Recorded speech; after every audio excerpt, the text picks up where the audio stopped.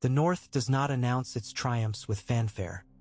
It buries them under snow and lets the roots of memory do the work. When later chroniclers speak of the direwolf's return, they often mistake the banner for the victory and the victory for a single battle. Yet the arc of House Stark's resurgence is not a swordstroke so much as a ledger, line after line of choices set against a winter that would not be argued with.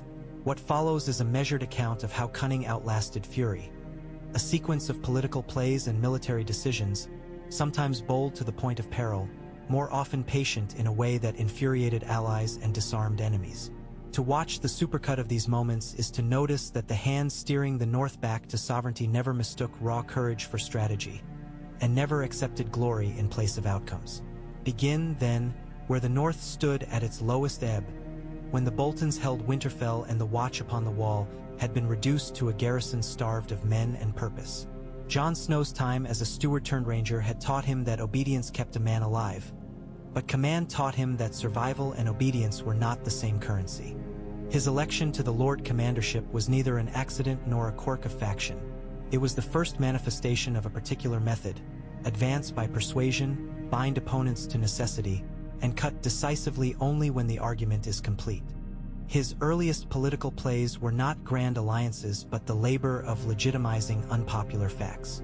First among them, that the free folk must be made neighbors rather than enemies. That decision, later mocked by Southern pens as naive charity, functioned in truth as the foundation of Northern defense. The wildlings were not a supplicant population but a mobilizable reserve, acquainted with the terrain beyond the wall and willing to die to keep their families south of the cold line. The journey to Hardhome, read by some as a reckless sortie, must be seen in its intended frame: a negotiation under arms. Yes, it ended in disaster as an operation. Yes, Jon barely escaped the collapse of that outpost and the white tide that took it. But the survivors he brought to the wall became, in time, a buffer, a scouting screen, and a symbol. He had wagered authority among his brothers for the promise of manpower in a war none of them wished to acknowledge. Cunning here meant paying political capital into a future dividend, and the market did eventually pay. A second early play consolidated this approach: discipline without cruelty. When Janos Slynt defied orders, Jon did not content himself with censure. He executed a man who had soft allies and a name recognized even in the South. The point was not terror, it was governance. The Night's Watch functioned only if commands carried consequences, and Jon manufactured legitimacy the old way, by bearing the stroke himself. A commander who bleeds his own sword earns the power to make strange bargains, the kind that bring wildlings through gates once sworn shut. From this crucible of military justice emerged a leader whose authority could survive being tested by fanaticism and fear, though not, as it turned out, by treachery. The mutiny that followed did not prove the policy wrong. It proved the cost of leadership in an institution unable to reconcile its sacred oaths with the practical necessities of survival. Jon's death and return, events that belong to theology as much as history, recalibrated the ledger. He emerged unbound from the Watch's politics and free to pursue the larger aim that had motivated his decisions all along: to make the North defensible against foes more implacable than any lord. If this account confesses a first-hand recollection, it is this: the changed quiet about him when he walked the yard at Castle Black in those last days. It was not prophecy that steadied him, it was arithmetic. The Watch could not win a war of attrition with the living dead. The North under Bolton rule could not be asked to stand under that standard. The Stark name, or at least the Stark claim, was needed at Winterfell, not for the poetry of ancestral halls, but for the logistics of a seat where grain could be mustered, ironwork forged, and banners called. The decision to march south was political as much as personal, and it was made with a clear acceptance of its price. He would stand not as a sworn brother but as a claimant to leadership, an ambiguous posture that antagonized the pious and emboldened those with grudges. No matter, the campaign that followed made explicit what the earlier period had implied: that victory in the North would turn on alliance more than on fervor. We are accustomed to discussing the retaking of Winterfell under a single title, as if the Battle of the Bastards were an isolated event sprung fully formed from recklessness and redress. That is the habit of storytellers. The historian must trace the preparatory maneuvers, especially those without trumpets. Jon and Sansa Stark, reunited more by necessity than by nostalgia, set about the thing that wins northern wars, counting which houses would fight and why.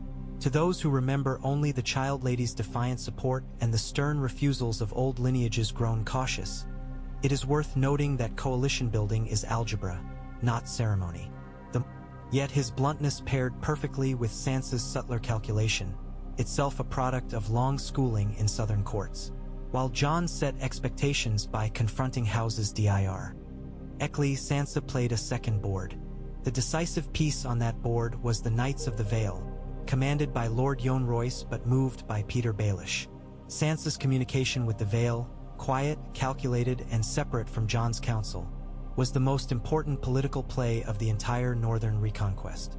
It is regrettable to many, and a point of pride to some, that Jon's battlefield plan at Winterfell was flawed.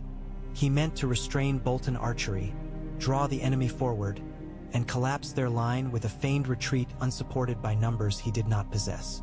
Ramsay Bolton needed only to provoke and encircle. Jon's vulnerability was fury, not in temper but in love. The sight of his youngest brother on the field turned strategy into reaction. Yet even as the cavalry wheeled and the shields locked into a suffocating ring, Sansa's quiet leverage transformed catastrophe into possibility. The Vale's sudden arrival on the right wing was not an accident of timing. It was the matured fruit of secret negotiation. In the long view, this is the point. The North was recovered because Cunning had arranged a partner not bound by northern feuds. The Knights of the Vale were a force imported to break a deadlock that northern houses could not break alone. Jon's leadership in the melee, his stubborn refusal to be ground beneath the horses until the encirclement shattered, is rightly admired. But military bravery had become the servant of political cunning. The restoration of Winterfell confirms a principle repeated across this chronicle. Fury was the accelerant, cunning the engine. With Winterfell retaken, another political calculation followed with quiet inevitability. The North proclaimed Jon its king, not because his plan had been flawless, but because his survival, Sansa's alliance, and the relief of the Vale had produced victory. Here, one sees the deftness of accepting honors that strengthen a coalition while not clinging to them when they endanger the same. Jon understood two things that many kings forget. First, that acclamation is a loan from those who hope. Second, that future necessities would demand he spend that credit quickly. He did so in two related moves. He empowered Sansa as his regent in the north, and he opened himself to negotiation with powers beyond the neck. Delegation to Sansa neutralized Littlefinger's ambitions by granting her rightful authority and making transparent the chain of command in Winterfell. Her competence in law, provisions, and discipline earned the respect of houses still nursing doubts about Jon's claims and priorities. At the same time, Jon entertained an outside alliance that the northern nobility instinctively distrusted, a compact with the last Targaryen claimant whose dragons were as much a problem as a promise. The meeting at Dragonstone must be analyzed as a political wager on two fronts. The first front was practical: access to dragonglass deposits and the expertise to shape them at scale. A northern army without such armament would bleed itself white against the dead. The second front was symbolic: the prospect of aligning the North's campaign with a pan-realm coalition that could outflank Lannister cynicism and deny Cersei the pretext that northern troubles were parochial. Jon's decision to make the journey personally, leaving Sansa in command and trusting the free folk and northern lords to hold their line, was a calculated acceptance of the risk that his absence would breed dissent. It did, but it also made possible the larger build. In exchange for personal fealty and a promise of future political support, he secured the mining of dragonglass and the commitment of Dragonfire against a foe that respected neither walls nor heraldry. It is fashionable to dismiss this as surrender of northern independence, but that judgment requires ignoring the later ledger. The North won, more precisely survived, because when the winter came hardest, the dragons came north. And they came because a Stark risked his crown to make a credible promise to a queen whose armies had been trained for a different war entirely. Perhaps the most controversial play of this era was the so-called White Capture venture, which reasonable officers derided as madness and which, to be candid, was an ugly piece of military theater. Yet theater has a role in politics, and this expedition must be evaluated by the measure of its aim. The gamble was to produce undeniable proof for southern minds that did not trust northern ravens. That it cost the life of a dragon and accelerated the enemy's advance through the shattered wall made it, in military terms, a disaster. The death of Viserion was a blow not merely to morale but to the balance of force. The night armies gained a weapon while the living lost air supremacy. But politically, the spectacle achieved what persuasion had not. A staged demonstration that broke through the southern court's practiced disbelief. When the remnants of the expedition placed the captured creature before lords and ladies who had never seen northern winter beyond a tapestry, the room itself shifted. Cersei's promise to aid and her subsequent bad faith did not nullify this accomplishment. They contrasted it. The rest of the realm saw, and the Dragon Queen resolved fully to fight in the north. In the calculus of coalition, an awful venture achieved its argument. Winterfell transformed into a headquarters unlike any it had seen in centuries. Its granaries were inventoried under Sansa's unsparing eye.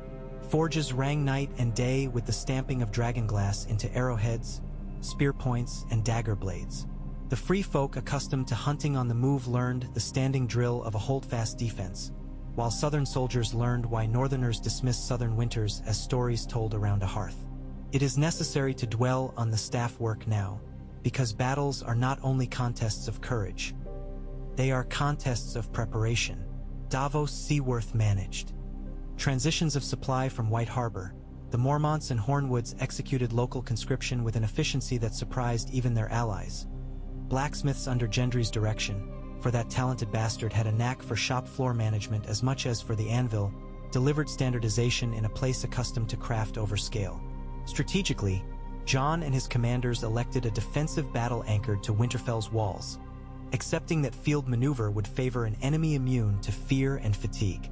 The dispositions were imperfect. Historians still argue the futility of sending horse against a night tide, the misallocation of elite infantry in exposed formations, and the neglect of reserve management, but perfection is a fraud of hindsight.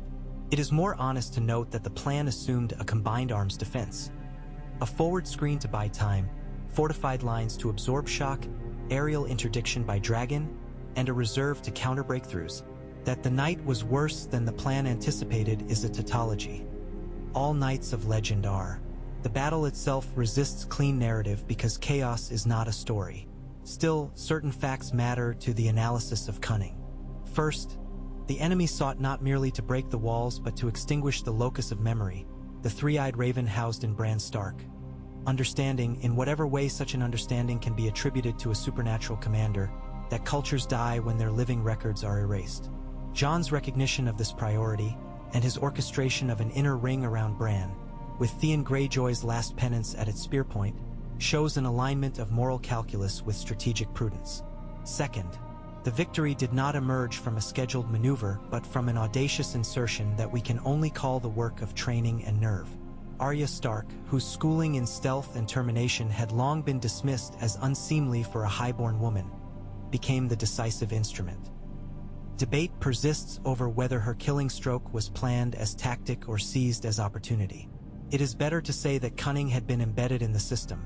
A body of training and intent was present in the right place at the right time, made possible by a network of allies and a family that dealt in capable daughters as well as dutiful sons. The long night ended in a single movement, but the movement was the product of long preparation and the moral economy of a house that valued patience as much as pride. The day after victory is when most leaders fall to error. Jon did not. He permitted mourning and insisted on discipline. His attention turned immediately to politics because politics, after all, is the rationing of scarce goods: honor, obedience, hope. He now faced a second war that his southern ally could not resist fighting. Daenerys had seen her line thinned, her confidence shaken, and her trust exploited by those who never intended to share her war. She would demand a price at King's Landing, and the North, grateful yet cautious, would be made to submit to the consequences of her fury. That credibility later became the currency with which peace was purchased. The sack of King's Landing is a stain that cannot be scrubbed with intent. The historian's duty is to say what it did to the ledger. It destroyed the legitimacy of Daenerys' claim in northern eyes, It turned Jon's oath to her into a pledge that endangered the very people he had sworn to defend. It threatened to convert the alliance that saved the North into an occupation that would embitter it. In that vexed moment, he had three paths: stand aside and accept a regime of terror, raise the North in open war against a dragon he could not defeat, or remove the sovereign whose trauma and anger had translated into unforgivable policy. He chose a fourth that looked like a footnote and proved decisive for his house. He abdicated the future for himself to make space for his family's independence. The death of the Dragon Queen at his hand was less a seizure of power than a refusal of it. He surrendered himself to her soldiers and to the court that would judge him, betting that his personal removal from the game would allow a settlement that prevented fresh slaughter. This was the most counterintuitive instance of cunning in the entire chronicle, to accept diminishment as a mechanism for preserving the realm and elevating one's kin. What followed vindicated the tactic. The Great Council that convened to manage the ruin did not find a Stark claimant hungry to rule a rejoined realm. It found a Stark house capable of offering a solution. It is tedious to rehearse every speech that day, and I resist the temptation. The effect is what matters. Tyrion Lannister proposed a monarch whose power would be selection rather than inheritance, and who, by gift or curse, could function as the realm's archive embodied. Bran Stark's election was more than a compromise. It was a recognition that memory imposed at the center could stabilize the periphery. Sansa Stark seized what the North had bled for and could not surrender without betrayal. Sovereign independence under her own crown. Her argument made wit. The sort of calm that wins votes without creating enemies, made clear that Northern allegiance to Bran would be personal and familial but not feudal. There are those who lament the sundering of the old compact. There are more who understand that a union reassembled at sword point rarely endures. The arrangement that emerged ensured three things: that Southern lords would be relieved of the impossible task of governing the North, that the North would maintain the honor of its dead by ruling itself, and that a Stark would sit both in Winterfell and in King's Landing, not as conqueror and subject but as sibling and sovereign. To treat this as an accidental alignment of fates is to miss the design.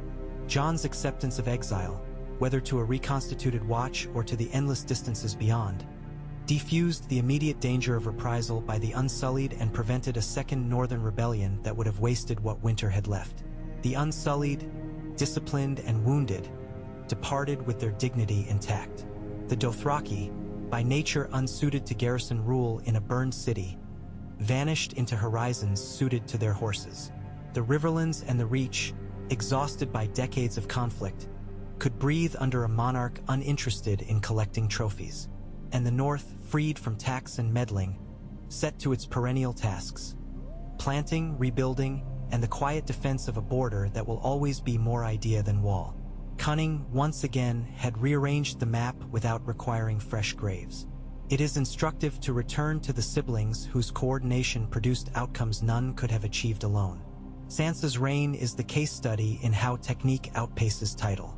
She learned in the extorted schools of enthrallment and deception, and she converted that hard education into a constitutional monarchy of the sort Northern lords respect. One where justice is visible, accounts are kept, and favors are remembered. She strengthened the ties with White Harbor and the Manderleys, integrating maritime supply to hedge the North against bad harvests. She reformed levy practices to avoid leaving the small folk destitute after musters, and her court, though ceremonially sparse, became famous for the efficiency with which petitioners were heard and disputes settled. She did not neglect security. The training grounds at Winterfell were kept busy year-round, and the free folk, by treaty and custom, were allowed seasonal passage and trade, knitting a practical peace across the old line. Arya's voyages beyond the maps served more than curiosity. They created a myth that reinforced the North's soft power. A house that sends explorers is less easily cast as provincial. Bran, for his part, supplied a center that did not intrude. His rule was administrative and curatorial. He intervened to prevent famine, to arbitrate disputes that threatened to spill into war, and to sponsor the rebuilding of archives and schools neglected in generations of civil strife. It is unfashionable to praise stillness, but stillness at the core is the precondition for experimentation at the edge. We should not slight the supporting cast of this political theater, because cunning is a social skill before it is a personal faculty. Davos Seaworth's counsel kept Jon's compromises honest. He was a compass that tilted toward the common interest. Brienne of Tarth was more than a sword. She was a symbol that honor can be mobile and specific, transferring loyalty from person to person without dissolving into opportunism. Tyrion, for all his missteps and vanities, served as the advocate who could sell a stark solution to southern palates. Theon Greyjoy's absolution by deed allowed the North to settle a long account with the Iron Islands without the usual bitterness of victor's justice. The Knights of the Vale, under Lord Royce's granite stewardship, remained a stabilizing backstop, their presence a standing reminder that the North's independence was guaranteed by more than its own strength. Tormund Giantsbane and the Free Folk, partners of expedience who matured into partners of trust, helped define what the North meant after the Wall ceased to be the realm's northern shore. A place where belonging is earned by fighting for it, not claimed by saying the right words in the right order. Not every decision in this chronicle deserves praise. Jon's tendency to walk into the immediate danger and to assume that clarity of intention would be recognized by those whose interests lay elsewhere cost him often. He underestimated the degree to which truth can be weaponized when revealed prematurely. He never mastered the discipline of telling allies only what they needed to know when they needed to know it. His battlefield instincts were brave to the point of self-forgetfulness, a virtue among scouts but a weakness among generals. Yet the failures were absorbed into a larger pattern because each failure was counterbalanced by a sibling, a sworn man, or an ally whose strengths were scaled to the moment. This, too, is cunning.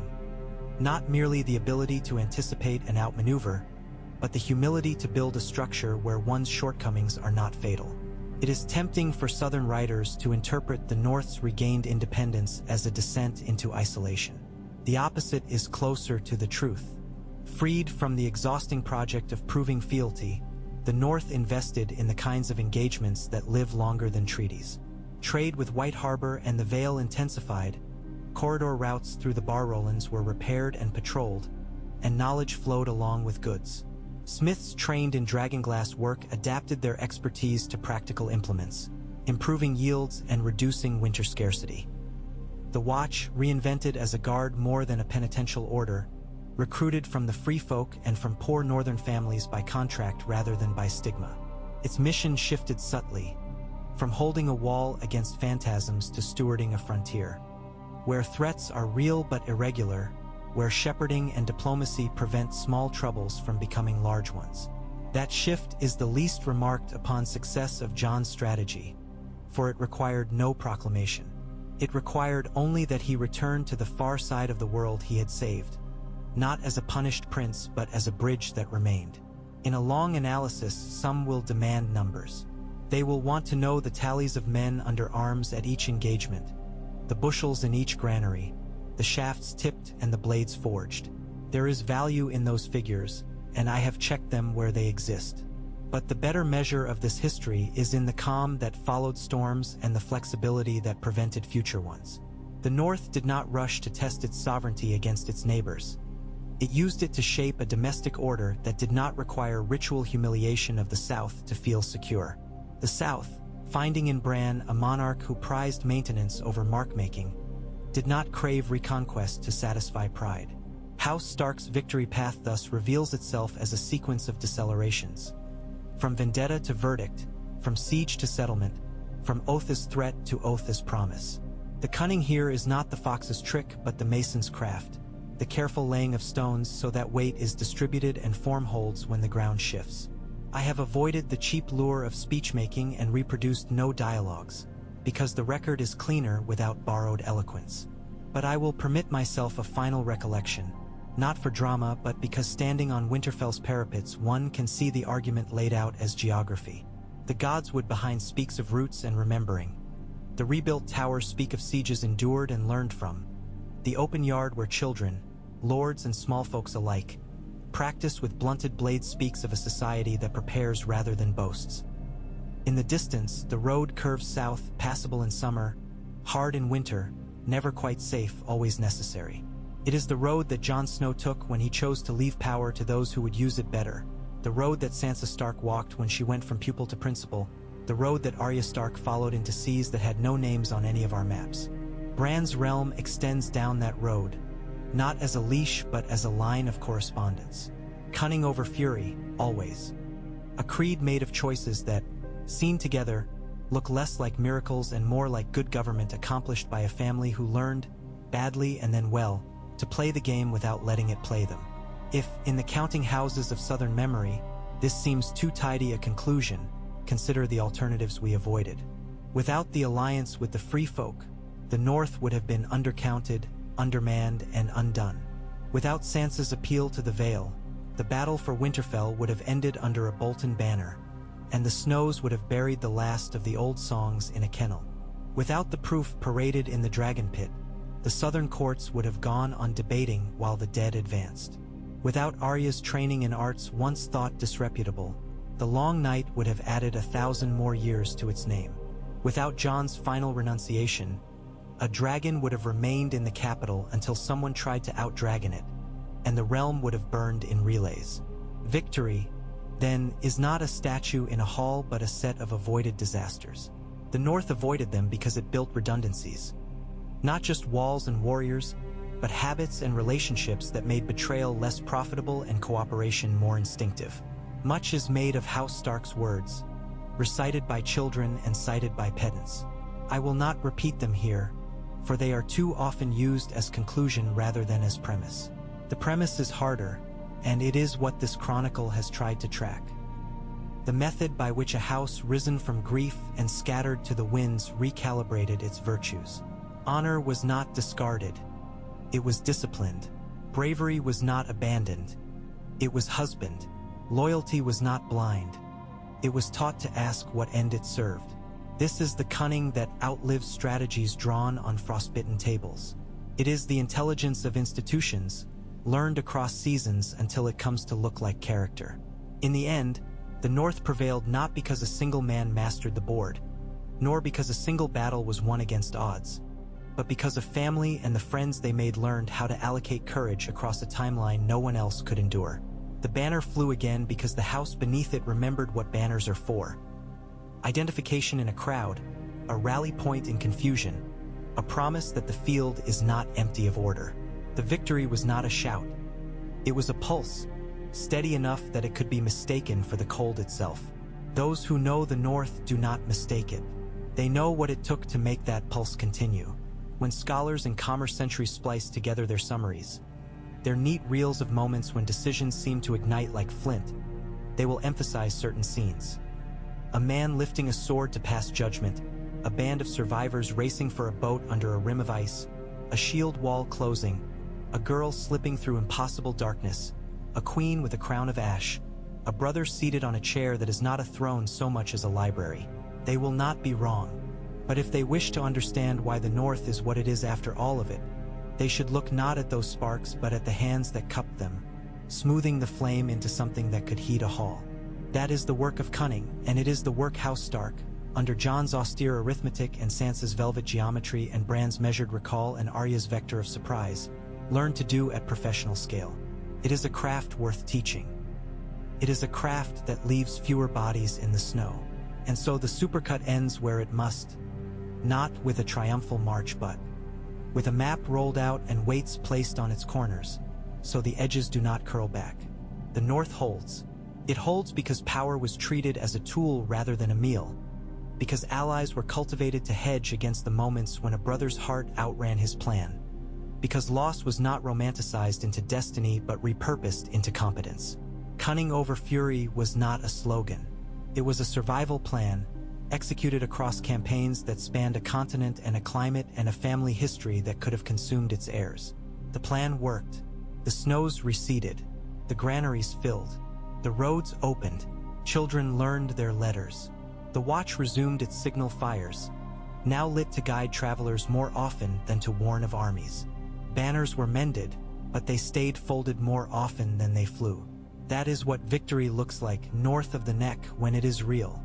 It would be an incomplete ledger if we left uncounted the quiet excision of the very hazard that might have unraveled all later arithmetic, the removal of Peter Baelish from the game. The affair has been rehearsed in gossip and dramatized by singers who prefer daggers to documents, but in sober accounting it reads as a lesson in institutional self-defense. The Vale's army constituted the North's hinge, If the hinge corrodes, the door will not hold. Sansa Stark, educated by injury and observation, recognized that Littlefinger's currency was manufactured scarcity and performative rescue. He had first arrived at Winterfell under the pretense of salvation and then set about reintroducing the very uncertainties: factionalism among bannermen, ambiguous chains of obligation, and the insinuation that truth itself was negotiable, that kept rulers dependent on him. She countered not with a public brawl but with process. Cross-examinations were prepared in private. Witnesses were marshaled. Bran Stark's cold repository of fact was introduced not as spectacle but as corroboration. Lord Yohn Royce, representing the Vale's martial backbone, was presented a simple choice between the stability of lawful succession and the anarchy of a broker's court. He chose the former, and the Knights of the Vale, freed of the spell of gratitude, remained allies by reason rather than by personal enchantment. The effect was prophylactic. By cutting out the infection before the war against the dead was decided, the North insulated itself against the kind of internal opportunism that consumes coalitions in the moment of greatest external danger. Consolidation thereafter proceeded by category rather than by anecdote. Houses that had erred by calculation, those that had misread the winds and sided with Boltons to preserve local advantage, required a different remedy than houses broken by circumstance. Jon Snow and Sansa Stark adopted a dual-track policy. Where heirs were young and guilt lay clearly on deceased forebears, lands were restored under supervision. The Umbers and Karstarks offer the leading cases. The restorations were not sentimental. They were bound by quotas of grain and timber owed to Winterfell, by the assignment of sworn men into mixed companies to dissolve pockets of parochial loyalty, and by the expectation that hostages would be replaced with fosters, a vocabulary shift that was not merely cosmetic. Fostering redistributed friendships instead of merely collateralizing obedience. In districts where loyalty had been sold outright, places where Bolton banners had flown over Frye courtyards and where old grudges had been weaponized beyond recall, stewards were appointed with sunset clauses, and lesser branches or cadet kin elevated on performance rather than lineage alone. It is the sort of administrative detail that bores story lovers, yet it is why the levy musters functioned the following winter without contesting every order. The North remembered the Red Wedding with a recoil that shaped law. Guest right was rearticulated not as a homily but as an enforceable norm, with penalties calibrated to cost magnates who modeled cynicism for their tenants. Supply questions, so often left to the back of the hall, took the center with the regularity of a metronome. Winter towns around principal seats were surveyed, their lanes straightened where possible, and their granaries inventoried with a pen that wrote in both ink and consequence. The old feudal reflex, to conceal stores lest one be taxed into starvation, was counterbalanced by Winterfell's practice of redistribution verified by auditors whose loyalties ran to the crown first. Sansa's statecraft here was unshowy and precise. She made it known that the over-provisioned would be visited first by obligation, and the under-provisioned by help, and she kept the promise hard enough times that the habit took. White Harbor, under the enduring pragmatism of House Manderley, became the entrepot at which the realm's imagination of the North shifted from endless snow to measurable cargo. Grain loans from the Vale were contracted with delivery schedules indexed to thaw dates. Timber and fish moved south in exchange, and with each movement the political compact tightened. These flows did not merely fill stomachs. They filled the gaps in trust left by years in which ravens brought only bad tidings. The conversion of dragonglass from a contemplative curiosity to a mass supply item deserves particular notice because it embodied the alchemy of attention. The stone had been known. Its uses against ancient enemies had been recorded by men whose pages were laughed at as weathered folk tales. The Stark-led coalition turned the knowledge into material.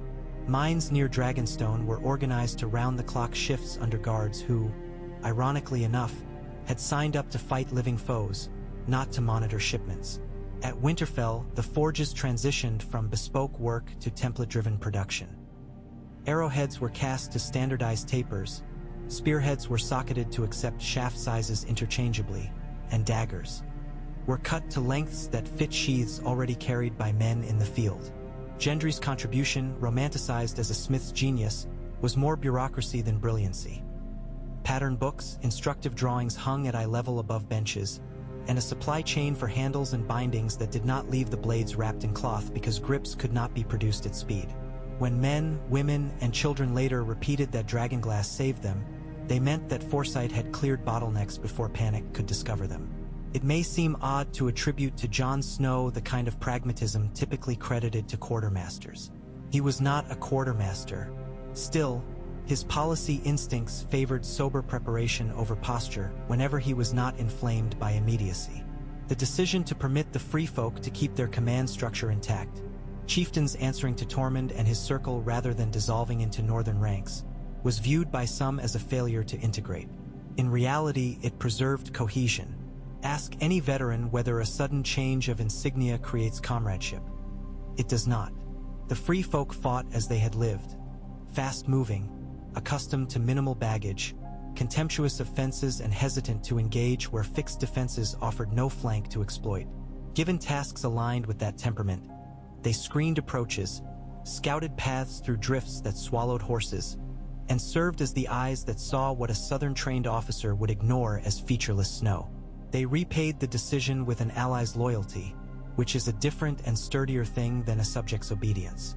The civil arrangements erected within Winterfell after the crushing of the dead were not ceremony for ceremony's sake.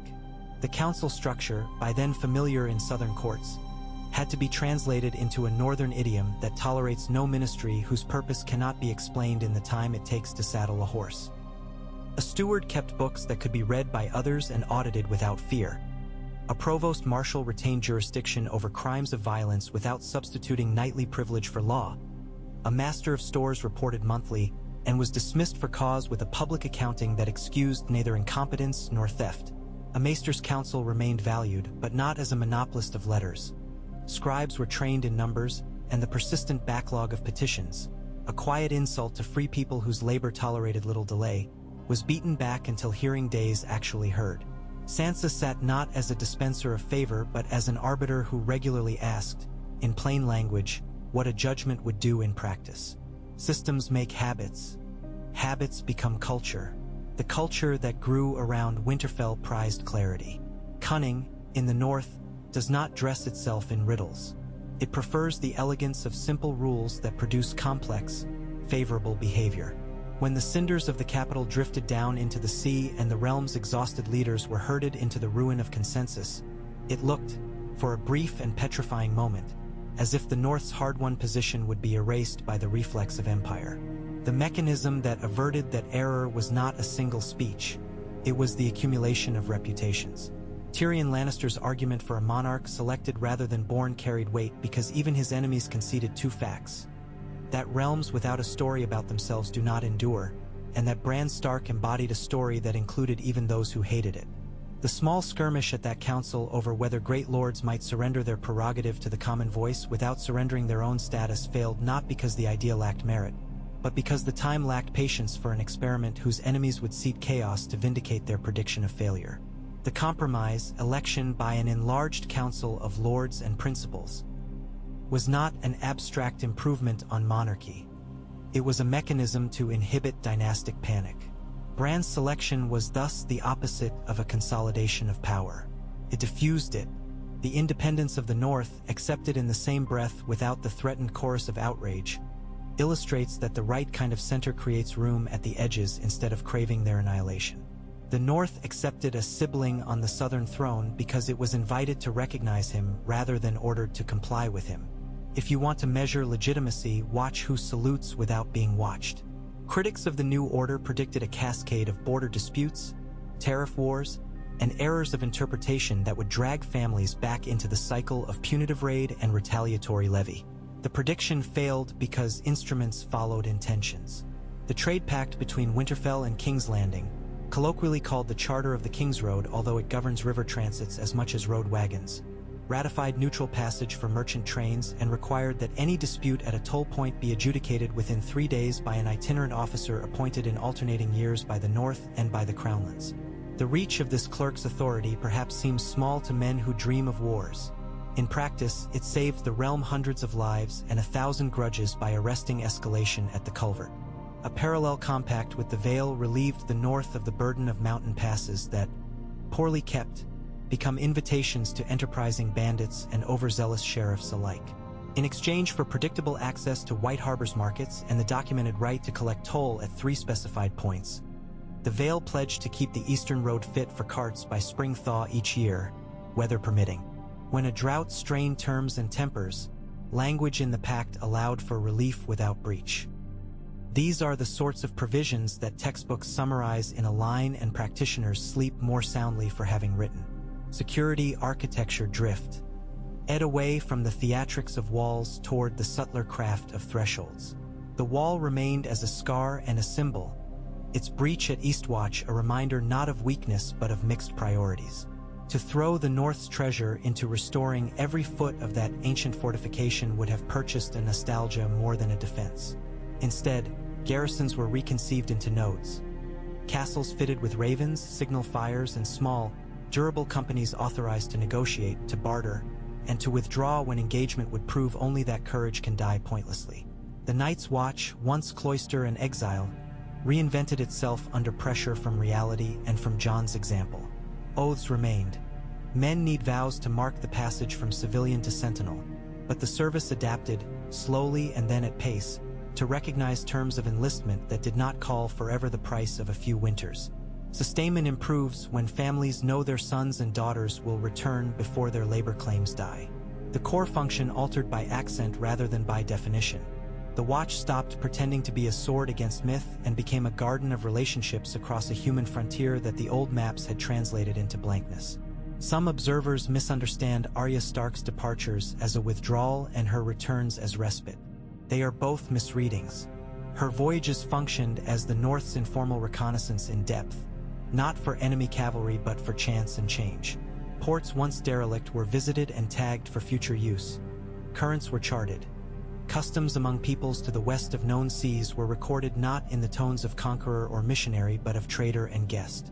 It altered the North's imagination of what it could be. A polity confident enough to send a daughter to make friends where maps end is a polity less likely to fall into provincial panic. Stories came back with the ships. Objects, too. Tools, seeds that took slowly in colder soil, sailcloth woven to a new balance of strength and suppleness, accounting methods that merged with Old Town training to produce ledgers of unusual clarity. Arya's school, if it can be called a school, taught a handful of younger Starks and their wards what an adaptable person looks like. The example proved traditionalists wrong in the best possible way. It proved them unnecessary to resist. It is standard in Southern treatises to treat Dorne as an outlier whose politics and manners render it unuseful to larger schemes. In the new alignment, Dorne mattered precisely because of its outsider habits. Its prince, elected by its own customs and immortal in his preference for autonomy, endorsed the arrangement at the center while declining to be entangled more than treaties required. In doing so, he offered a model of loyalty to the crown that did not threaten the North's chosen independence. When malefactors sought to play one periphery against another, the conspiracy found neither the grievance manufacturers nor the envy engines they expected. A similar logic held in the Iron Islands, where Yara Greyjoy, practical to the core once the fever that had animated her people burned out in the cold of real constraints, negotiated mutual no-raid understandings with the North and the Riverlands. The price was slight and the result significant. Crewmen board by peace-sought contracts as escorts for trade ships, and their pay became commencement dowries rather than feud funding. Where needed, discipline was enforced by pointed demonstrations, the sinking of a predatory longship here, the shifting of a contract to a rival captain there. A great many young men learned the mathematics of order in these small, repetitive scenarios. The Crown's small council, reconstituted under Bran the Broken with a distribution of offices that offended purists and delighted pragmatists, influenced northern fortunes by restraining southern overreach. A master of coin who understood that a budget must balance not only the columns but also the unrecorded expectations of the governed. An earthy lord who knew what a lemon costs an army, stopped ill-timed demands from landing as royal notes at White Harbor's counting house.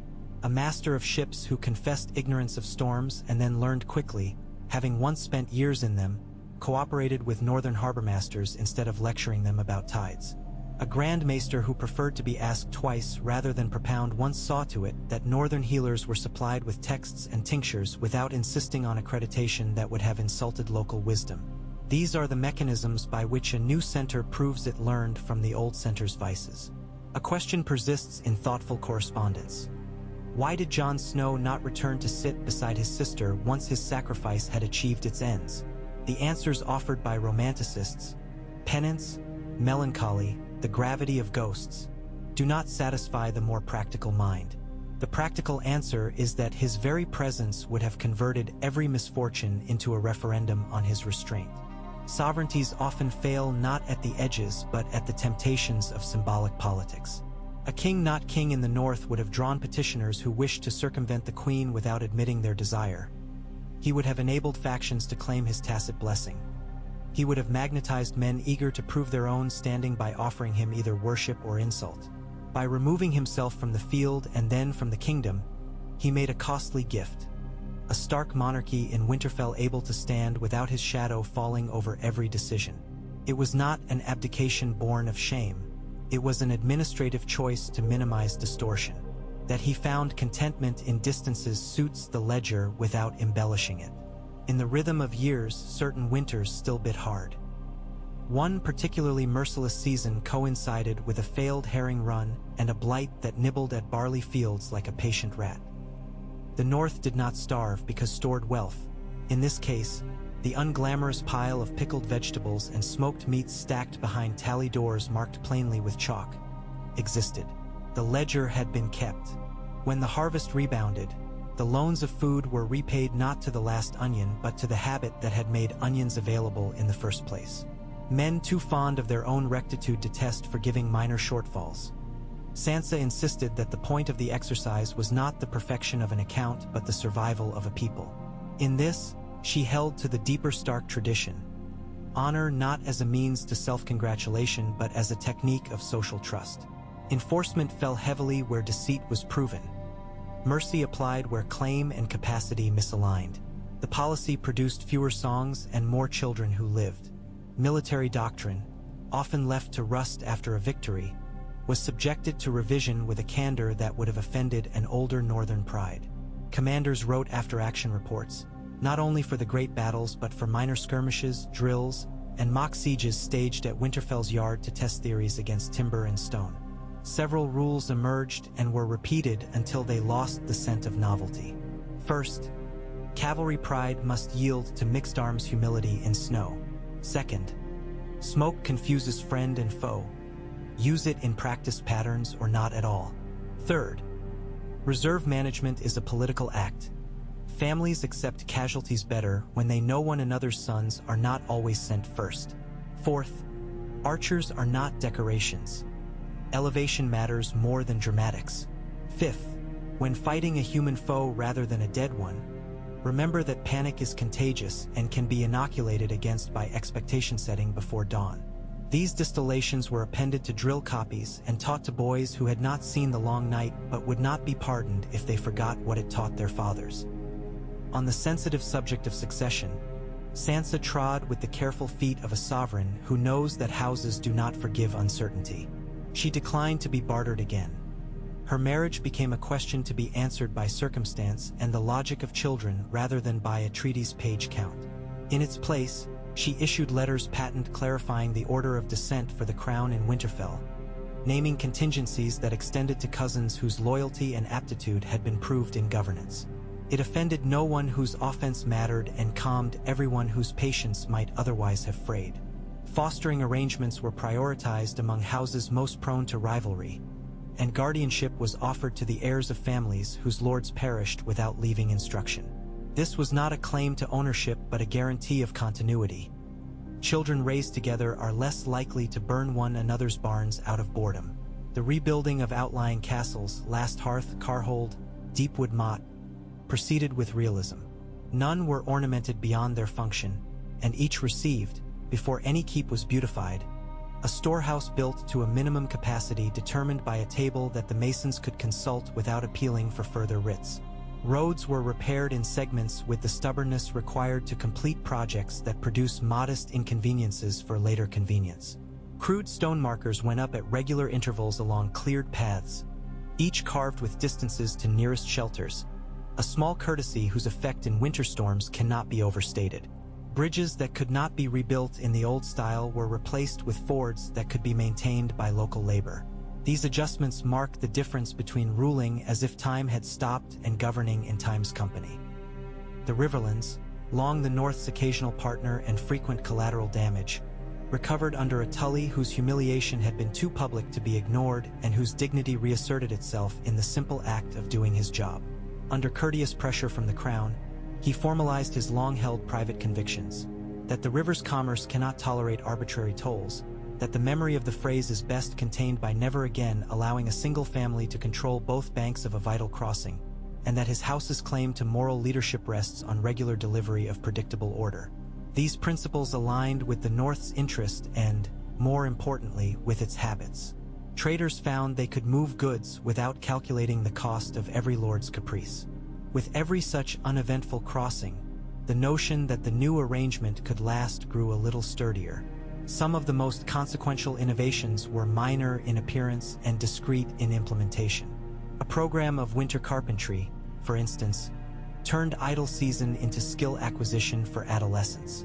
Under the supervision of craftsmen brought from the south and trained locals, they learned to make sledges, snowshoe frames, and barrel hoops in quantities sufficient to matter. The knowledge spread. In a decade, the North's logistical problem shifted from insufficient equipment to the more pleasant difficulty of storing surplus properly.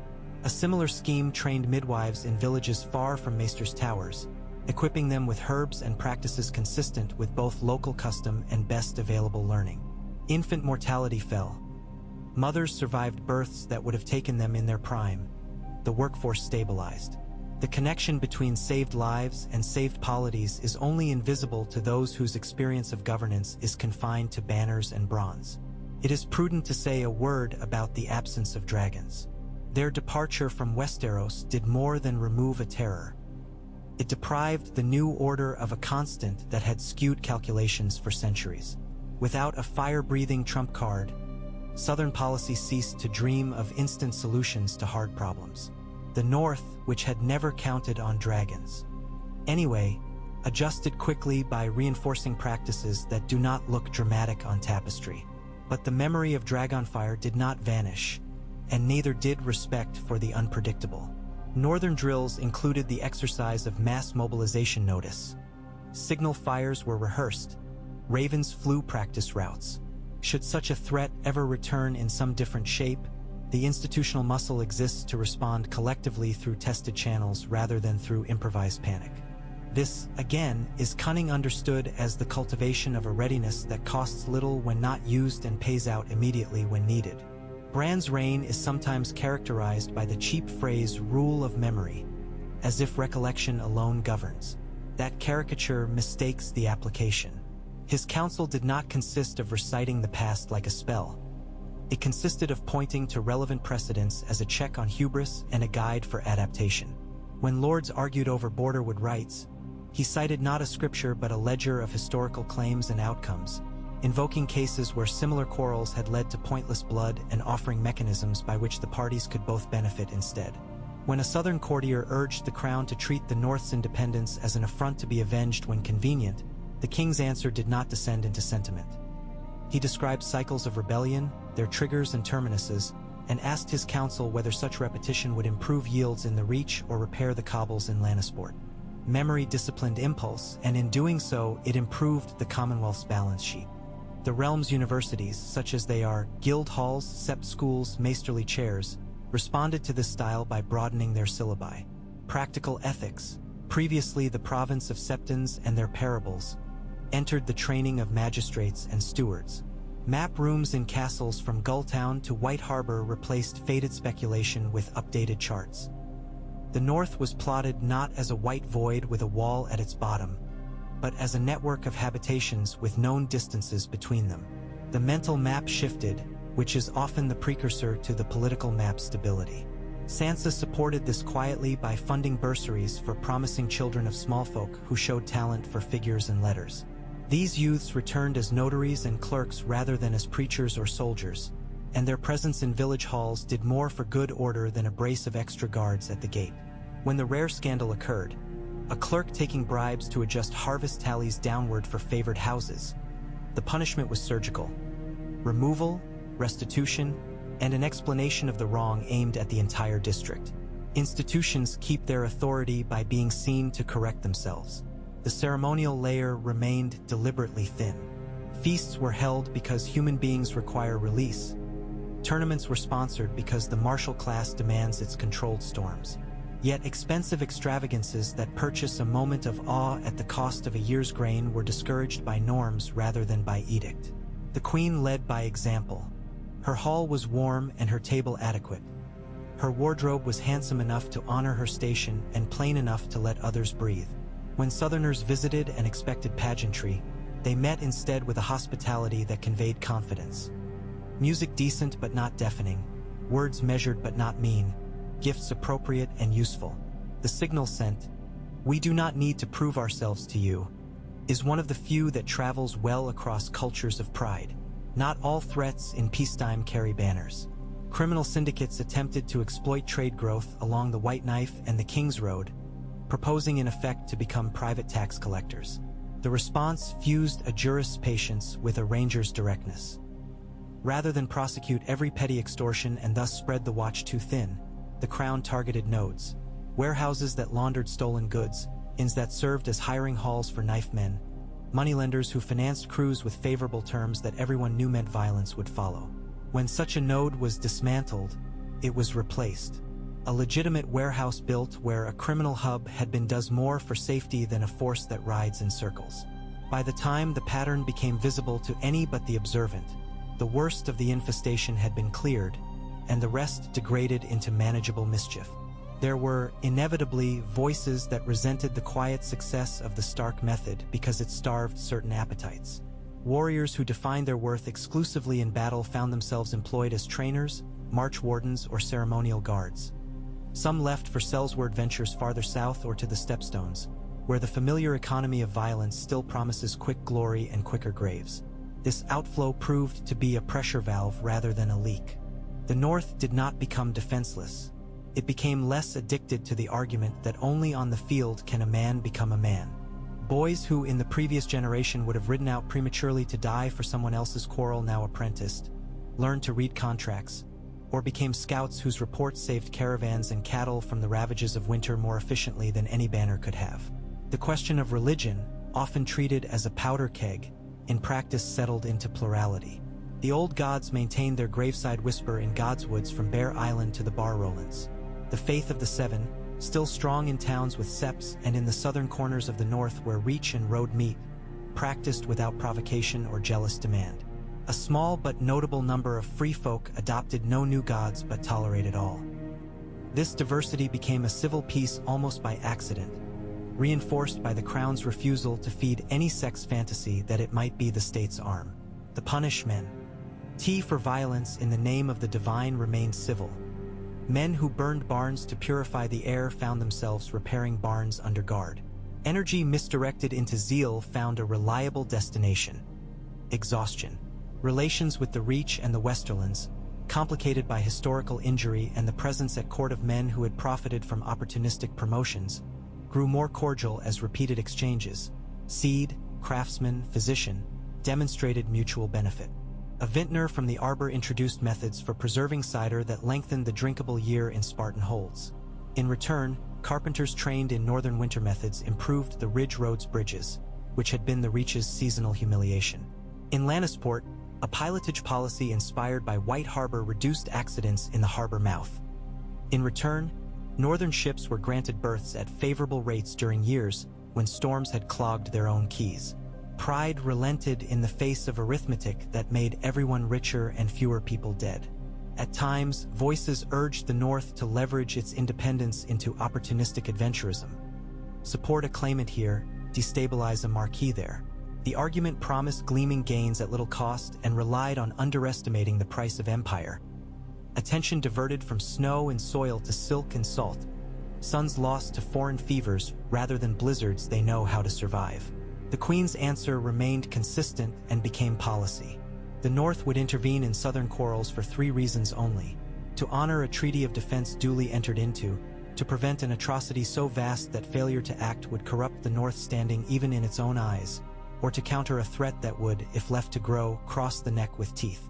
This doctrine of restraint was not advertised. It was practiced. Its effect over time was to teach ambitious Southern players that the North could not be gamed into lending its strength to their gambits. Reliable refusals are a diplomatic resource. The ledger of persons, individual lives that, by action or example, altered courses, includes names not found in broadsheets. There was the steward at Carhold who, in a brutal freeze, took the personal risk of ordering the use of emergency stores without waiting for a writ that could not travel through drifts. When scolded, he replied that he would accept punishment if the Queen thought him wrong. She did not. There was the shipwright at White Harbor who adapted Southern designs to Northern timber, producing hulls that rode higher over ice-choked shoals. His idea was copied and copied again, until it was conventional wisdom that such craft had always existed. There was the half-legendary midwife of the Frostfields who wore her approvals on a length of leather and whose techniques, captured by a literate niece, became a manual that men pretended to ignore and quietly rated for knowledge when their own wives labored. Cunning propagates. Once it becomes practice, it loses the aura of exception that keeps improvement rare. The frontier beyond the wall, feared once as a mouth that devoured men, turned into a workspace. Jon Snow and Tormund Giantsbane, unlikely administrators, learned to run a cooperative of a sort. Seasonal camps that rose and fell like snowbanks, game drives rotated to prevent local depletion, and trade fairs that convened under truce markers visible for miles. The Watch's role as guarantor was proctorial more than martial, disputes refereed, duels of honor bounded by rules that minimized mortality and forbidden for the duration of market days. Goods moved. Furs, bone craft, hardy dyes. More importantly, information flowed both directions. When a winter's melt carved a new channel, the first reports came not from drowned sheep, but from men who had watched the ice split and rode to warn lowland herdsmen in time. This is governance at its most elemental. The conversion of a wild border into a permeable membrane, strong enough to keep out harms and thin enough to let benefits pass. On the moral plane, the largest argument advanced by House Stark's later generation is not that they were right to seek independence when they did. It is that independence was not an end state but a way of arranging responsibilities to do more good and less harm. The famous refrain, "Cunning over fury," means little if understood as an exhortation to cleverness. Its content is procedural. Gather facts under conditions that discourage lying. Tell the truth at a cost you can bear. Calibrate penalties to teach as well as to deter. Build redundancies into alliances so that no single betrayal can wreck a system. Decline glory when its appetite threatens the granary. It is a modest ethic of competence that, applied over time, yields outcomes that look like luck to spectators and like relief to participants. The North, often caricatured as a cold place that burns hot, taught itself to burn when burning sufficed and to bank embers when embers would do. That discipline is the heart of statecraft. If the account appears to excess sympathetic, it is because the evidence compels it. It is also because the alternatives on offer in those years produced results that discredited themselves in the watching. There were holds where lords reimposed harsh exactions in the name of restitution and found their barns mysteriously alight at harvest. There were towns where zealots convinced magistrates to shut markets to non-believers and promptly discovered shortages that no prayer abbreviated. There were captains who attempted to revive cavalry raids as instruments of revenue and learned, again, that in snow the horse is a logistical liability unless purpose-built. Observing such experiments across borders allowed the North to temper its own temptations. Envy softened into analysis, scorn into caution. The record must also register the North's makeshift cosmopolitanism, a paradox only to those who think cosmopolitanism requires marble. Colonnades, the presence of free folk traders in market squares, the adoption of a handful of associate techniques of bookkeeping, the coexistence of sept prayer and Godswood silence, the seasonal migration of men beyond the wall to hunt and then return with stories rather than seizures, all produced an air of variety that did not threaten identity. A place confident in itself can absorb without dissolving. It is not a contradiction for a wolf to learn from a ship. It is a complement to both crafts. In later years, when the first generation of post-war children came of age, the rituals of remembrance matured into instruction rather than petrified reverence. Commemorations of the long night shifted from lament to curriculum. The young were led past the marks in the stone where flames had scorched and told what went right and wrong. They tasted hard bread and stood in the cold long enough to respect it. They learned to stack wood as if their lives depended on it because once they had. The virtue taught was not endurance for its own sake but prudence, the preparedness that respects nature's indifference and human fallibility. This education sharpened politics. Citizens who understand that the world can be better prepared for are less inclined to embrace charlatans promising to end weather or to banish winter by decree. This chronicle began by rejecting the reduction of a house's victory to a single clash. It ends by refusing to flatten decades into a slogan. If you must name what the Starks accomplished, do not call it a restoration. Restorations look backward for scripts. This project faced forward. Do not call it a revolution. Revolutions exult in breaking without planning how to mend. Call it a repair conducted at scale. A careful selection of joins and bands that could hold under weight. An acceptance that some beams must be replaced and others can be repurposed. A willingness to halt when a flaw appears and not to shame the man who finds it. Such work leaves fewer statues and more functional doors.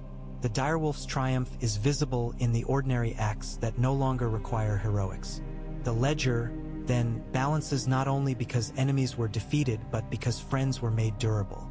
It balances because leaders declined, repeatedly, to treat people as counters and instead treated them as the source of every other resource. It balances because when lies would have been easier, truth worked better. Because when fury would have satisfied, cunning accomplished. The arc of this story curves toward stability without stagnation, toward peace without amnesia.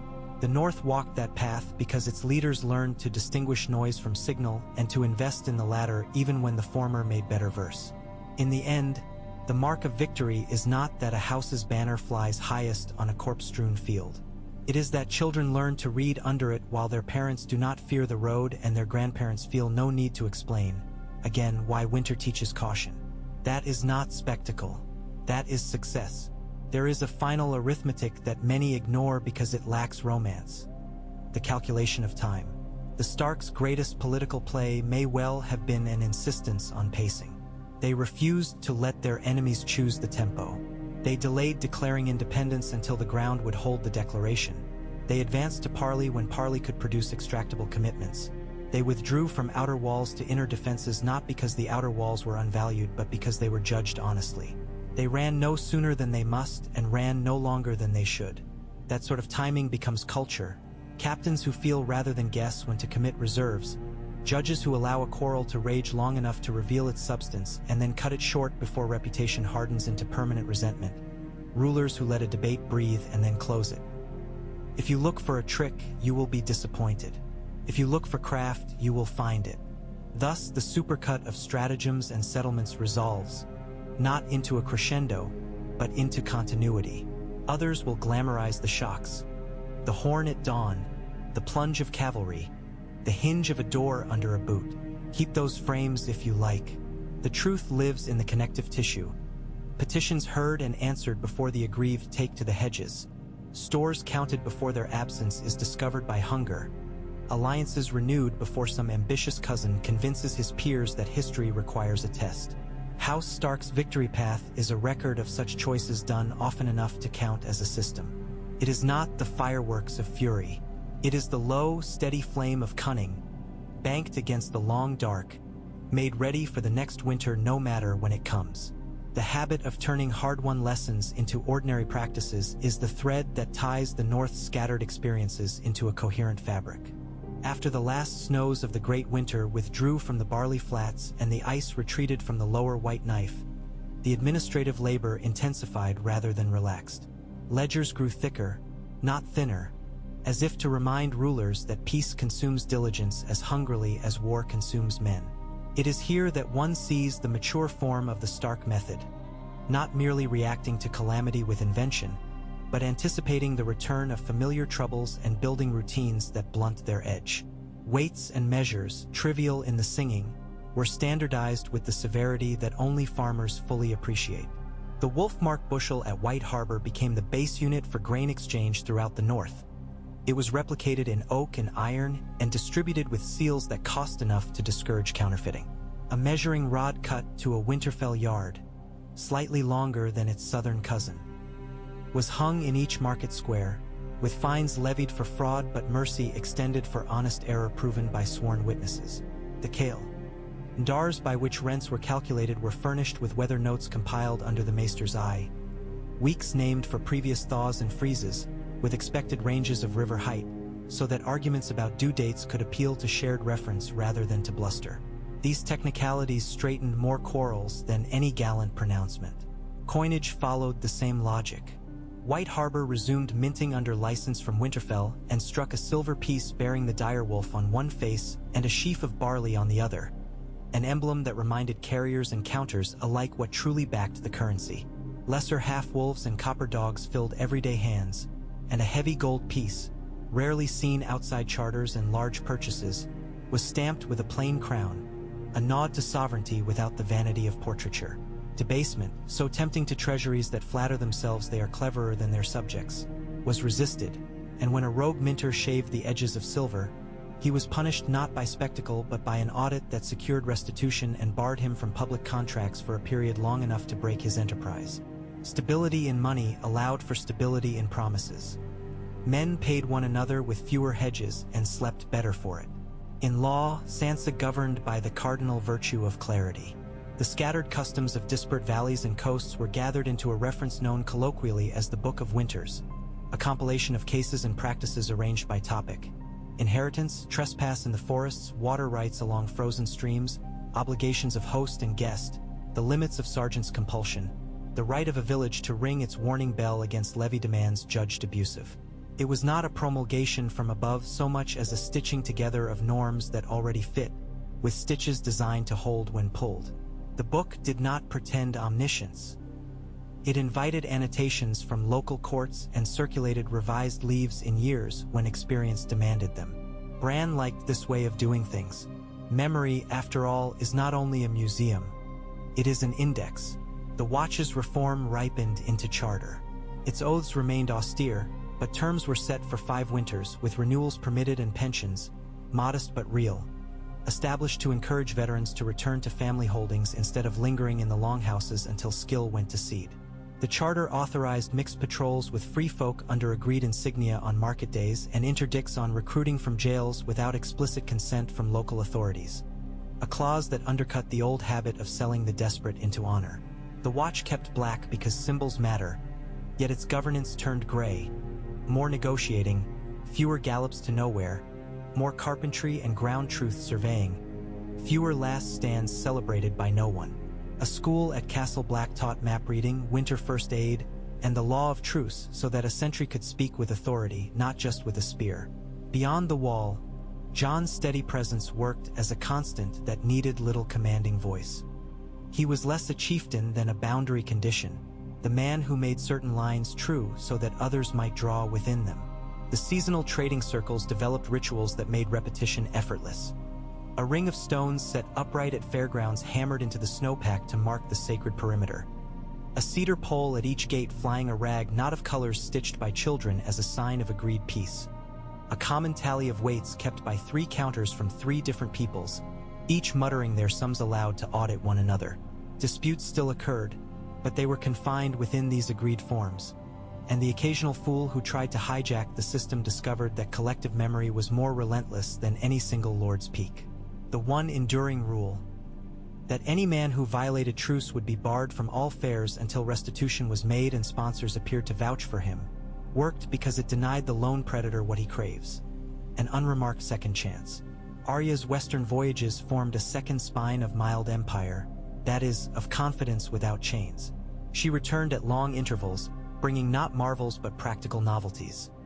A sail stitch that resisted fraying where ice and rope worry canvas, a method for smoking fish that left less bitterness in the flesh, a knot that freed quickly even when hands were numb. Her journals, written in a clear hand that betrayed a disinclination toward ornament, described coastlines without romance and people without disdain, and were copied in Winterfell's scriptorium for navigators and for children whose teachers had discovered that curiosity can be trained into loyalty. If the North learned to look outward without yearning to dominate, much of the credit belongs to a pattern of departures and returns repeated until even the conservative came to expect it and to count it as part of the weather of their lives. The Vale's military loan of early years matured into a relationship that needed fewer speeches to maintain. Mountain passes were kept as one keeps a roof, inspected twice yearly, patched without drama, and budgeted for in advance.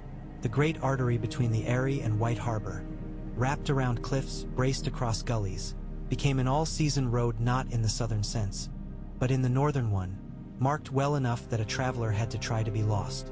Lord Royce's iron discipline and Winterfell's tidy promises produced a habit of mutual reliability that both sides found themselves unwilling to break because it would upset too many simple expectations about ordinary business. The hardest work in politics is to make small things predictable. The Starks, in concert with Vale stewards who had grown allergic to theatricality, did that work. Relations with the Riverlands and the Crownlands were conducted through the medium of human being. GS assigned tasks simple enough to accomplish and complex enough to merit respect. White Harbor kept an office, no grander than a brewer's counting room, in King's Landing, staffed by a clerk who knew ships and a clerk who knew men and answered to both the Manderleys and to Winterfell. Their job was not to dazzle the court. It was to schedule cargoes, pay fees, interpret edicts, and send ravens when policy shifts threatened the reliable flow of salt, fruit, and iron. In exchange, the Southern Crown placed a receiver at White Harbor, one woman and 2 assistants, who verified tax collection on royal goods and settled disputes between captains whose frustration had begun to smoke. These arrangements corrode only when sovereign vanity requires that a lesser complexity be broken to show that a decree can travel without legs. Bran did not require such proofs, and Sansa refused them, and so the offices endured, and prosperity trickled in the manner prosperity prefers. Quietly and unevenly at first, then with sufficient regularity that farmers mentioned it without looking over their shoulders. The Iron Bank of Bravos, always interested in discipline and uninterested in slogans, observed these habits with a professional's appreciation. It preferred borrowers who did not mistake cleverness for magic, and the Stark-led North proved a reliable counterparty. When old Southern debts were restructured, the North's independent status could have become a wedge for predation. Instead, it became a reference point for trust. Loan terms for harbor improvements at White Harbor and breakwater maintenance at Gulltown were negotiated with rates that assumed quiet growth, and in years of thin harvest, when interest could not be paid on schedule, letters from Winterfell anticipated the shortfall and proposed realistic remedies. The Iron Bank, like Winter, is not sentimental. It rewarded honesty with patience because patience yielded coin in due time. The example taught local lenders, wealthy houses who fancied themselves grander, to copy Braavosi caution, among the better contagions that ever crossed the narrow sea. The North's internal military sphere diversified.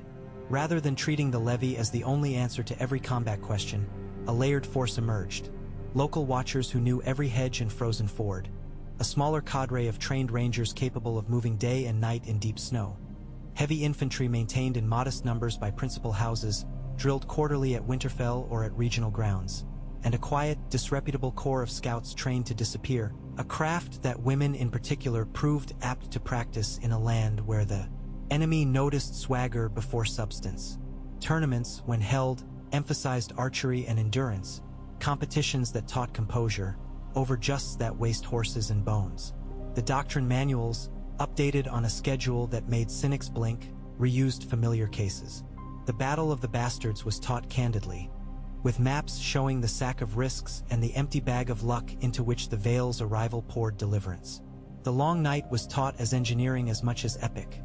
How fires were sighted, how wind patterns mattered, how reserve commitment, once made, cannot be reclaimed. The point of these lessons was not to shame, it was to bind. Shared analysis creates a shared vocabulary that speeds obedience when orders come sharp. Justice continued to set boundaries that both humbled and encouraged. When an ambitious banner house along the stony shore decided to supplement its revenue by tolerating raids on passing trade in exchange for discrete shares, the Queen chose not to strike with pastoral wrath. She sent auditors first, then sheriffs. Then, with the mischief unrepentant, she temporarily reassigned tolling authority at a nearby crossing to a lesser house whose reputation for exactness lacked cruelty. The culprits' lords were invited to explain their accounts in open hall. The numbers did not obey.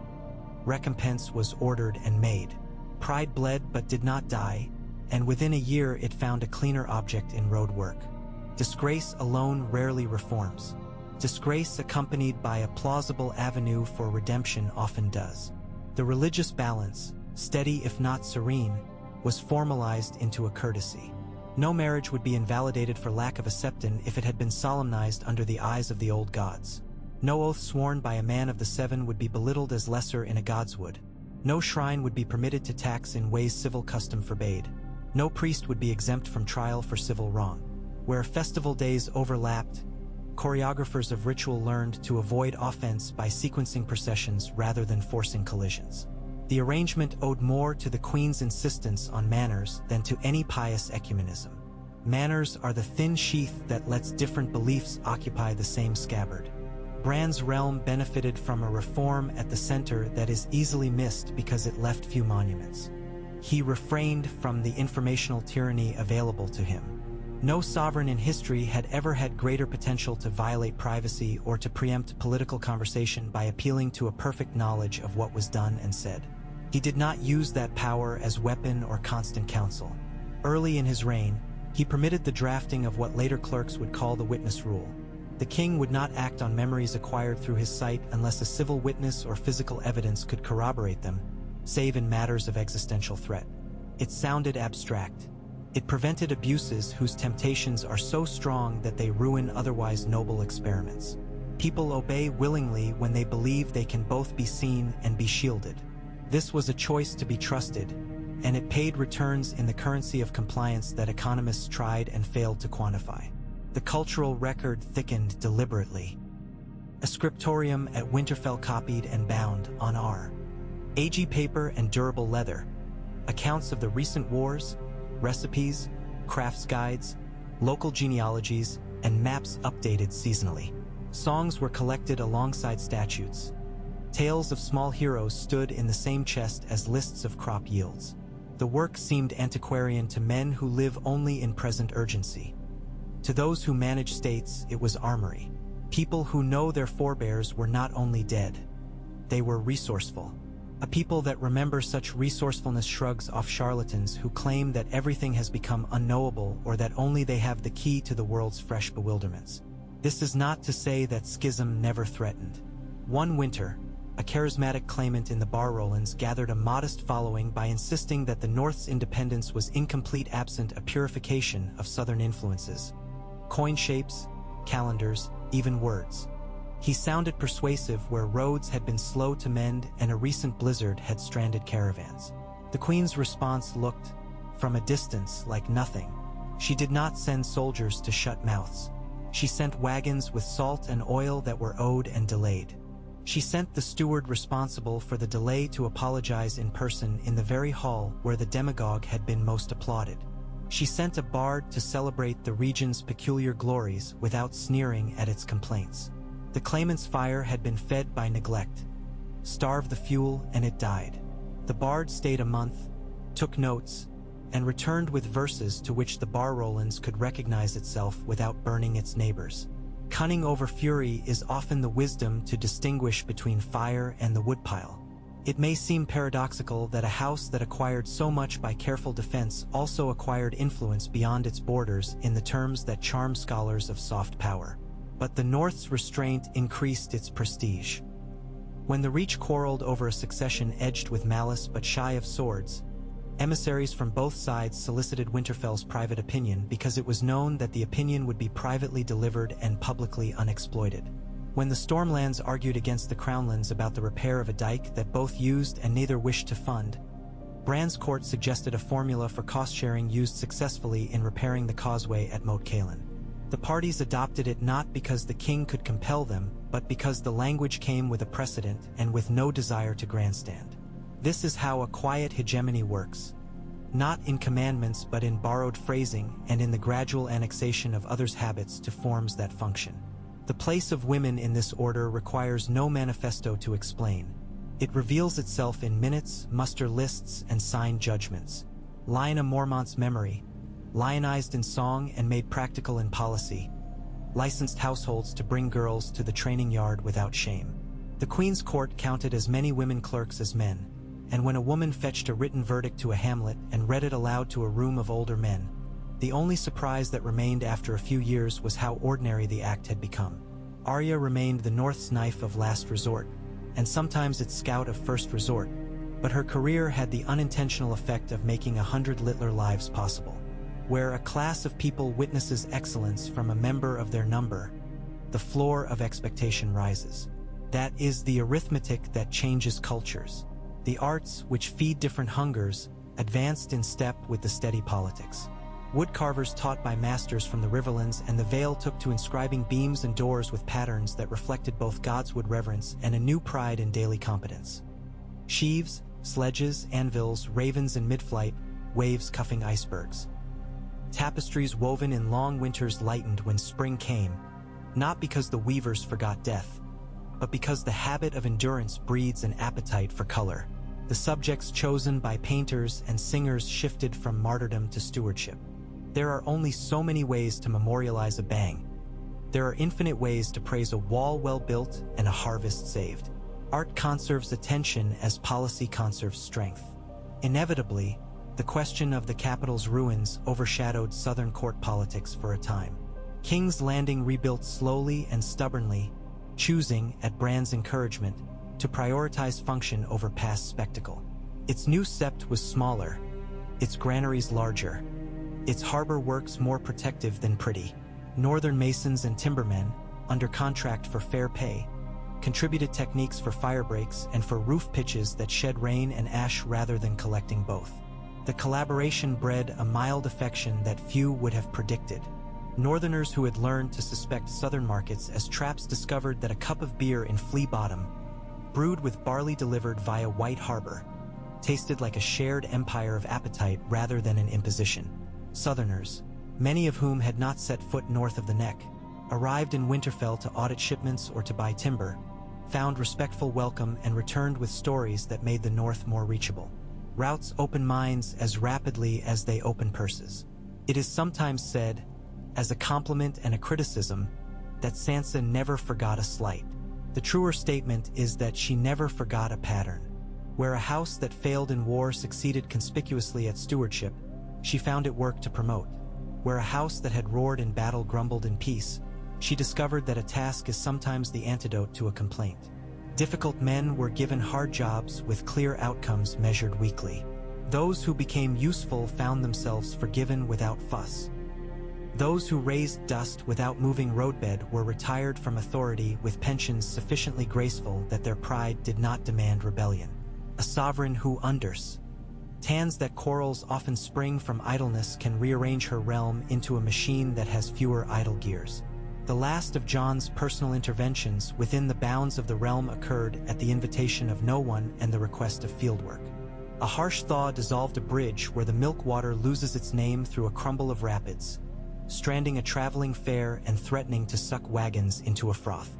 He engineered, because he had done such things before, a rope ferry using trees that the free folk knew and knots he had learned from seamen, and he remained at the rope until the last cart was over. The story embarrasses those who prefer their hero either enthroned or martyred. It nourishes those who understand that the most durable power lies in making possible what is necessary and in disappearing at the moment of applause. The North's mythos had room for that, and not as consolation. Singular figures die or vanish. Systems must continue. The Northern system did. That does not mean it solved every problem with elegance. It means that, when solutions fumbled, the hands that reached to stabilize were the same hands that had built, and so repair was quick and blame short.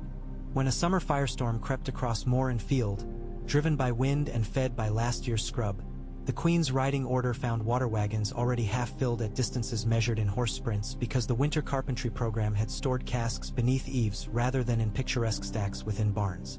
When a raiding party from the islands, drunk on a captain's foolish boast, attempted a slash at Barrowton, they found the night watchfulness of women trained to shafts that did not miss and a signal line that brought a company of march wardens in hours, not days. When a thick fog stranded ships outside White Harbor, pilot boats with lanterns organized by a schedule agreed at the start of the sailing season nudged hulls home in order of draft, not in order of captain's temper. It is boring to govern well. It is glorious to survive because boredom has been carefully arranged. A last controversy deserves mention because it teaches more about how the new order resisted rot than a dozen quiet successes. A northern nobleman of old family, irritated by the unremarked rise of a steward's line through marriages and modest wealth, attempted to resurrect the language of true blood in a petition to restrict offices to named houses. The suggestion found some sympathy among men who disliked queuing behind younger faces at Winterfell's doors. The Queen convened a hearing and did not lecture. She requested lists of failed harvests saved by those very clerks, of road sections repaired on time under their supervision, of taxes paid on time by districts they managed and late by districts their critics mismanaged. Presented with numbers that made arrogance look small, the petitioners withdrew without the customary demand for face-saving language. The court issued a brief note that repeated a principle she had drilled into her officials for years. The North valued service over style, and if style wished to matter again, it was free to serve. Outrage dies quickly when it sees itself in ink. Over time, the realm's new equilibrium acquired the texture of inevitability. That is a sign of health and a temptation to complacency. The strongest guardrails built into the system were those that made needing one another preferable to proving one another wrong. The Crownlands needed northern timber and discretion. The North needed southern markets and a crown that preferred expected results to surprising edicts. The Vale needed sea access and a partner in road maintenance that would not default to sulk. The Riverlands needed a neighbor that kept raiding a memory, not a hobby. The Iron Islands needed a predictable chance to earn without returning to their worst tradition. Dorne needed everyone to leave it alone and admire its autonomy without attempting to imitate its every quirk. These wants aligned as long as Bran reigned as curator rather than sculptor, and as long as Sansa reigned as steward rather than queen of miracles. It is risky to build a political order so dependent on two people's styles. The risk was mitigated by their deliberate choice to cultivate successors, more than one, who had watched the work done and participated in it early, and by the codification of practices into manuals, charters, and checklists that make it harder for a fool to reach for a lever he must first locate. If you collate the best plays in the masterly manner, lining them along a timeline with commentary in the margins, you will find a spectrum rather than a set of discrete strokes.